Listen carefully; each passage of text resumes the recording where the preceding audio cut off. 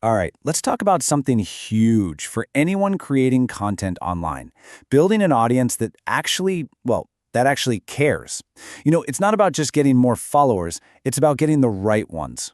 Today, we're going to dig into a strategy from a platform called Nexgenz that pretty much flips the old way of thinking on its head. Oh man, does this one hit home, right? You pour all your time and energy into creating something you're proud of. You watch that little follower number creep up, and then you hit publish, and it's just crickets. It's like you're shouting into a crowded room where nobody's even looking at you. And it's more than just frustrating, it's honestly kind of defeating. You start to question everything, your content, your strategy, all of it. But what if the problem isn't you? What if it's the whole system, the whole game you're being forced to play? So that brings us to this idea of what the source material calls the follower trap. It's that endless, totally exhausting hamster wheel of chasing vanity metrics, likes, shares, follows, and losing any kind of real connection along the way. This is the absolute core of the trap. The platforms are designed to reward you for bigger numbers, so what do? We chase bigger numbers.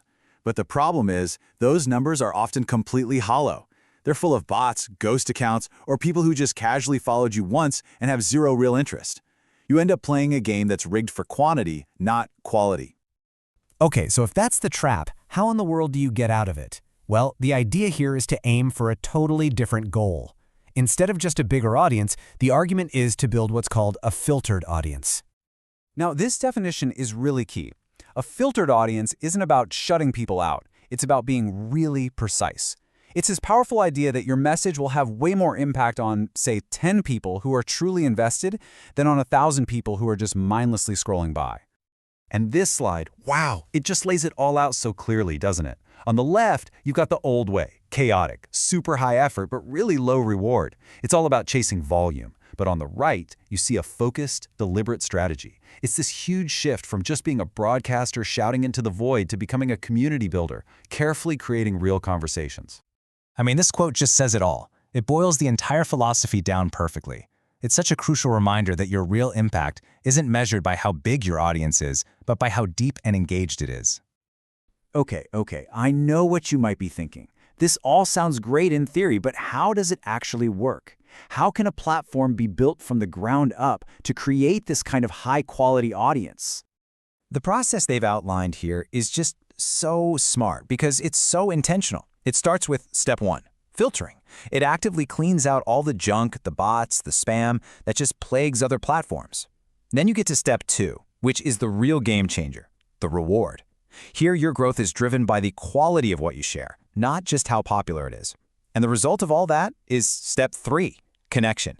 You're left with a place where every single interaction is designed to be meaningful. And all of this, all these steps, they're leading to the real prize. The whole point is to take you from just having a list of followers to actually building a true, real community. A place where people aren't just listening to you, they're talking and connecting with each other. And this is where the rubber really meets the road. These points here, they show the journey of an actual user. You can see this clear progression, right? It starts simple, with people just sharing posts. But then, they start asking real, meaningful questions. The engagement becomes way more valuable. And eventually, that trust gets so strong that some followers actually become clients. That's how an audience grows into a community.